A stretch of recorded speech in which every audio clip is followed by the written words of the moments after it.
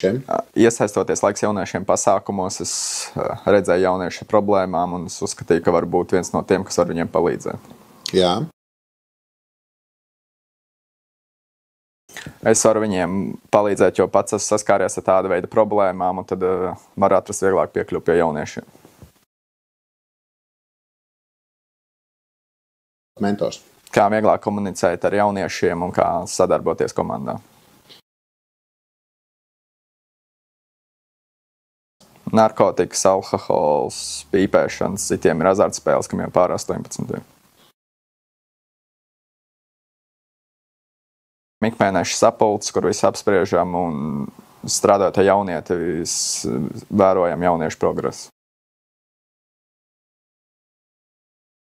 Ar alkoholu, narkotiku problēmām visbiežāk. Komunikācija, atklātums un empātija. Bija jaunietim nomiris papagailis, viņš bija pilnībā ieslēdzies sevī, bet pēc mentora darba viņi kopā nopirka papagailu un tagad tās viss sāk iet uz labo. Kad droši viņi var pamēģināt, darbs ir grūts, bet katrs var to izdarīt, ja vēlās.